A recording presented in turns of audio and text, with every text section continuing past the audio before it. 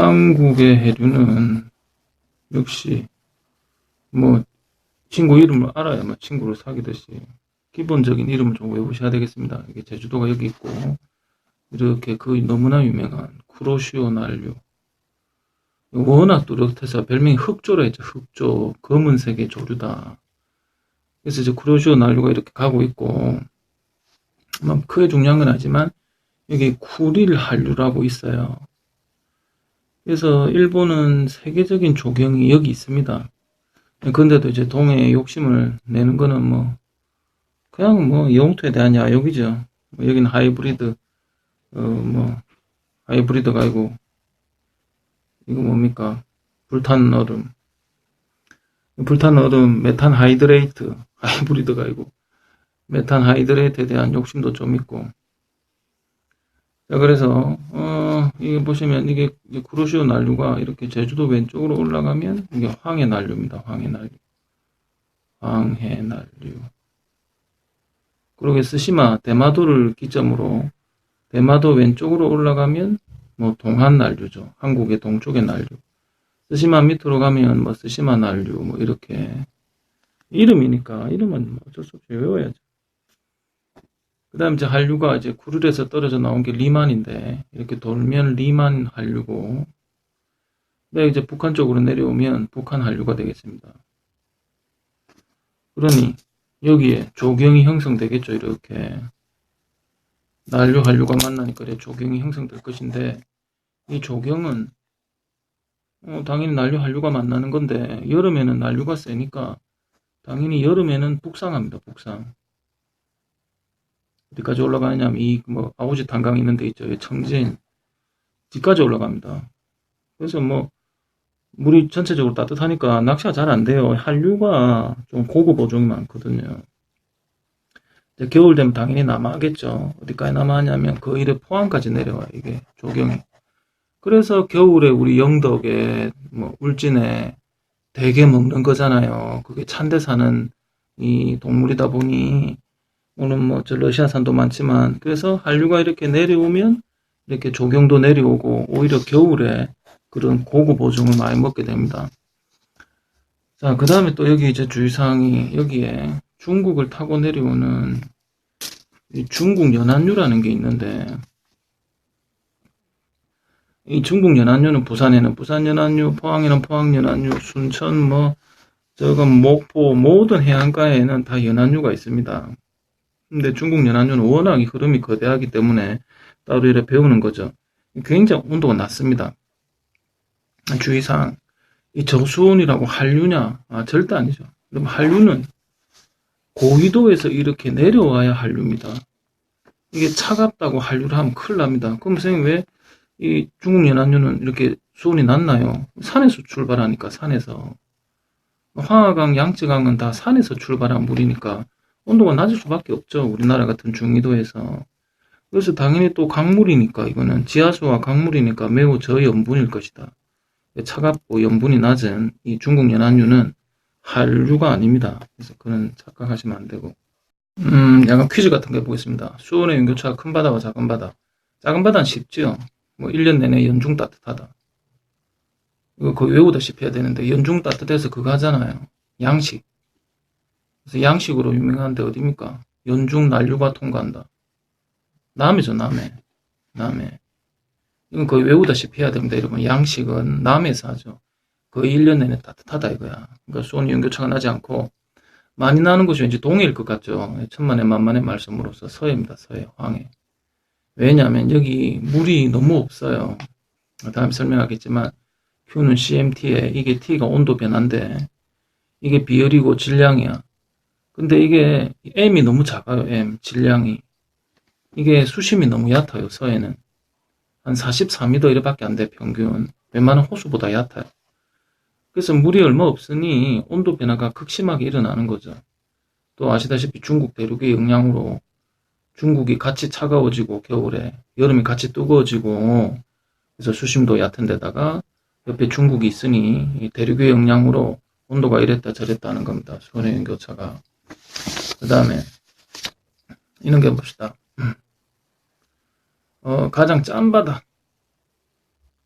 이건 좀 쉬워요. 가장 짠 바다. 난류가 짜다 했죠. 그래서 고염분의 난류가 1년 내내 통과하는 남해가 가장 짭니다. 물론 먼바다 기준. 남해가 가장 짜다.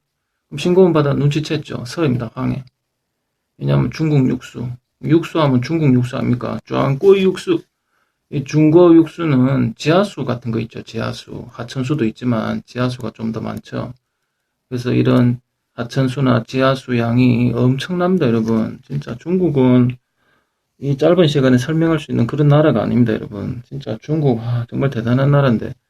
그래서 엄청나게 강이 커요, 강이. 강이 너무 커서 가로지르는데도 막 1시간씩 걸려. 그래서 이런 거대한 이런 지하수, 육수 때문에 서해는 싱거운 곳이다. 그 다음에 좀 쉬운 거. 당연히 우리나라에서, 한국에서 말이죠. 당연히 염분은 겨울과 여름 중 어디가 짤 것이냐? 뻔한 거 아닙니까? 여름이 싱겁죠. 겨울은 그냥 보통이고, 겨울은 그냥 세계 평균 염분이 한 35% 정도 되는데, 뭐 이런 퍼밀이라고 이를 씁니다. 퍼센트를 하지 않고. 그래서 겨울이 35 정도 되는데, 여름은 우리나라는 너무 하기에 비가 많이 와요. 하기도 하고. 그래서 여름이 싱거운 거지. 겨울이 짠 게 아니고. 또 그래 따지면 염분은 근해, 원해. 이 근해는 지금 청와대에 계신 그분 아닙니다. 이 철자 다르잖아요. 근해, 원해는 당연히 원해가 짭니다. 그래서 원해가 짜다기보다는 원해는 그냥 평균이에요. 평균 35% 정도. 근데 근해가 싱겁죠. 근해가 왜 싱겁습니까? 근해는 우리 아까 말했듯이 이제 육수의 영향으로. 부산으로 치면 우리 수영강이 광안리 쪽으로 가니까 이 수영강과 근처에 있는, 특히 낙동강 근처에 있는 가까운 바다 있죠.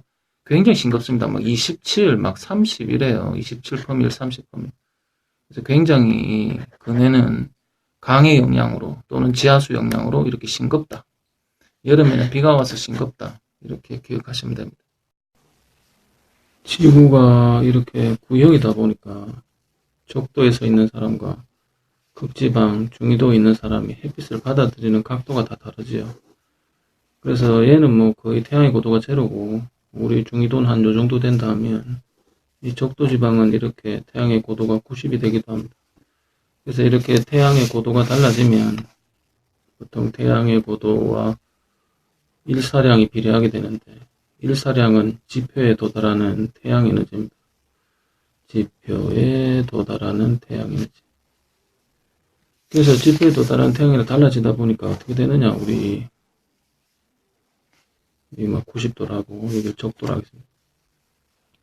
에너지의 상대적 크기를 했을 때 이런 식으로 태양 에너지, 태양 복사 에너지, 태양 에너지나 태양 복사 에너지나. 그래서 태양 복사 에너지는 사실 앞에 이 말이 생략됐습니다. 지구가 흡수하는 태양 복사 에너지니까 얘가 일사량하고 비례하니까 태양의 고도와 비례한 겁니다. 그래서 태양의 고도는 매우 극단적으로 변하기 때문에 지구가 둥글어서 그렇잖아요. 그래서 이렇게 아주 최저값과 최대값의 큰 차이를 보입니다. 근데 이거는 뭐냐? 이거는 지구가 방출하는 지구 복사 에너지, 그냥 뭐 지구 에너지를 할까요? 지구 복사 에너지입니다. 그래서 지구 복사 에너지는 지구의 온도와 비례합니다. 그래서 우리 그 방출하는 에너지는 이 상수는 필요 없고 시그마 T 4승인데 표면 온도의 4승에 비례하게끔 되어 있습니다. 방출하는 것은. 그래서 이제 지구 온도는 그렇게 이게 이제 켈빈이 이제 절대 온도이기 때문에 이게 막 그래 극단적인 뭐 수백 도 차이가 나는 건 아니잖아요. 이게 해봤자 100도 정도 차이기 때문에. 그래서 이렇게 좀 완만하게 이렇게 됩니다. 그러다 보니까 흡수를 이게 이제 지구가 흡수하는 거고 얘는 지구가 방출하는 거단 말이에요. 근데 흡수를 조금 했는데 방출을 많이 한 거죠. 그러니까 돈을 적게 벌었는데 많이 쓰니까 에너지가 부족하게 되고, 여기는 많이 먹었는데 적게 내놓기 때문에 에너지가 남게 됩니다. 이게 과잉이죠.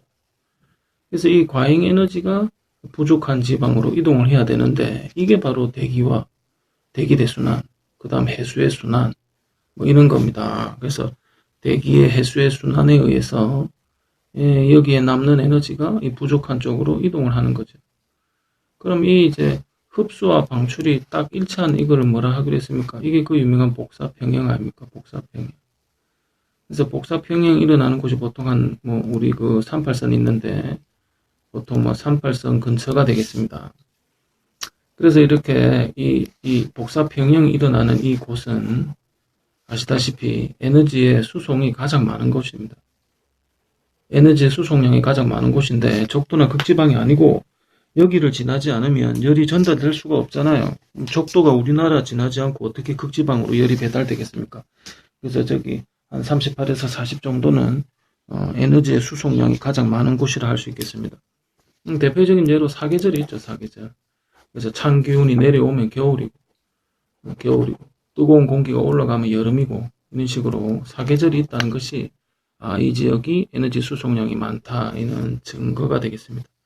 그래서 이제 또 하나 유의점이 있는데 우리 그 막 복잡한 그림이 있었잖아요. 뭐 예를 들어서 뭐 태양이 100이면 반사 30이고 뭐 20이고 50 들어오고 뭐 64가 나가면 88이 들어오고 막 이렇게 복잡한 그림이 있었죠. 그래서 이런 복사평형이 일어나는 이 곳은 바로 이 38도입니다. 38도. 그래서 여러분 학교에서 배운 이 그림은 38도에만 해당되는 것이고 실제 그 다른 지역은 예를 들어서 극지방은 말이죠. 에너지가 부족하잖아요. 극지방 이래 됩니다. 그래서 태양이 극지방 반사마이 하니까 80 했고 이렇게 10 지구에 이제 20 들어왔어요. 그럼 20 들어오면 20 내놔야 되는데 극지방은 한 40 내놓는 거예요. 그러니까 먹은 건 20만 원 밖에 없는데 40만 원을 내놓으니까 에너지가 부족인 거야. 극지방은. 그것도 반대로 얘기해서 적도지방은 태양이 100인데 뭐 20 반사하고 뭐 한 50, 한 30, 뭐 이쪽에 한 50 들어왔다 칩시다. 분명히 80 들어왔죠? 그럼 이렇게 80 들어오면 적도지방은 80을 내놔야 되는데 한 60만 내놓는 거예요. 그러니까 80 먹었는데 60 방출하니 여기 20 정도 에너지가 과잉되는 거죠. 그래서 복사평형은 우리 동네에서만 일어나는 겁니다. 여러분 38도 그림인데 어느 날 뭐 어느 겨울에 평균적인 태양 복사와 방출의 양이다. 보세요. 이게 일치하는 복사평형이 일어나는 곳이 38이 아니잖아요. 그러니 아까 그 보여줬던 38도에서 이 복사평형이 일어나는 것은 지구 평균이고 지구 이거 어느 달 말고 연 평균이면 38에서 이게 일치하는데 어느 특정한 달의 평균이니까 이게 꼭 38일 필요가 없는 거예요. 그럼 보세요. 지금 남반구잖아요. 그럼 남반구에 지금 태양 복사 에너지량이 많아요. 그럼 한국은 지금 보시다시피 에너지가 부족하잖아요. 이게 흡수를 적게 했는데 방출을 많이 하니까. 그래서 고緯도는 겨울이고 지금 우리 한국은 이 한국의 중위도는 그 다음에 남반구의 중위도는 보세요. 호주는 여름이에요. 에너지가 과잉이니까. 그래서 기억에 보기를 보시면 북반구는 지금 겨울이네요. 이 그림 잘 보세요. 그러니까 실제 매달 이 그래프가 달라지는 거예요. 그리고 그 일기도에 꼬리를 설명하는 내용이 있는데, 그래서 뭐 이거를 뭐 이렇게 하면 맑음이고, 반만 칠하면 갬입니다. 갬은 태양도 있고 구름도 있고 햇빛도 있고 뭐 이런 경우가 갬이에요. 뭐 다 칠하면 흐림이죠. 뭐 다 칠하면 흐림이다. 그래서 보통 이제 여기 숫자를 막 이렇게 적는데 당연히 둘 중에 큰 게 기온입니다. 기온. 이슬점은 온도가 내려가서 이슬이 맺힌 온도야. 시원한 음료수 마시려고 내놓으면 컵에 물방울이 이렇게 생기잖아요. 컵에 물방울이. 이게 이슬이에요. 컵에 물방울. 김이 서린다죠. 김. 그래서 컵에 김이 서리는 온도니까 당연히 기온보다 낮죠. 근데 중간에 날씨를 표현하는데 점이 비예요. 이 점이 비. 뭐 흰 옷 입었는데 비 맞으면 점 생기잖아요. 이게 비입니다. 비. 이제 말도 안 되는 건데 이는 외울 필요 없어요. 딱 보면 알아. 비가 쫄깃하게 오잖아. 뾰족하게. 그럼 소나기고. 눈처럼 생겼죠? 잘 안 보이잖아요. 안개. 뭐 이런 거예요. 이거 뭐처럼 생겼어요? 번개죠. 번개, 낙뢰. 자, 이게 중요한 게 아니고 여기 있는 숫자가 중요한데 뭐 이렇게 990 뭐 이런 게 있어요. 990. 이거 플러스 뭐 04 이런 거 있는데 이 플러스 마이너스 얘는 그냥 기압의 변화니까 무시하면 되는데 잘 나오지도 않으니 기압의 변화인데 얘가 문제예요, 얘가. 그래서 이게 소수점을 첫째까지 하기로 우리가 약속을 했어요. 소수 첫째까지 표현하기로. 이것도 역시 전쟁의 어떤 부산물인데 아씨 요즘 이거 별로 중요하진 않지만 이제 애들 어려워하니까 소수점 첫째가 무슨 소리냐면 999다 이라면 99.9예요. 근데 요 앞에 오는 숫자가 1000이 되기에는 좀 곤란하다 이거지. 왜냐면 아무리 시베리아 같은 고기압이 발달해도 이게 막 1099 이래 안 됩니다. 그래서 앞에 이 9자가 오면 9가 생략된 것이다. 그럼 999.99. 요 앞에 있는 숫자가 예를 들어서 004가 왔다. 그럼 이거는 00 이게 소수점 첫째 자리니까 이렇게 되는 거거든요. 그럼 앞에가 900이기에는 이게 너무 낮다 이거야. 그래서 이렇게 앞에 0이라는 숫자가 오면 1004가 이겠느냐 이런 겁니다. 그럼 학생들 질문을 선생님 5면 어떻게 하는데요? 이런 경우는 이게 1055.5일 수도 있고 955.5일 수도 있으니 이런 경우는 줍니다. 이렇게 다 끝까지 숫자를. 그래서 이런 애매한 숫자 나왔을 때 걱정하지 마시고 0이면 900 900이 아니고 미쳤네 0이면 1000 1004 이렇게 1000.4 이렇게 1000.4 앞에 숫자가 9면 이렇게 9면 999.9 이런 식으로 소수점 첫째 자리까지 표현한다는 거 아셔야 되겠습니다.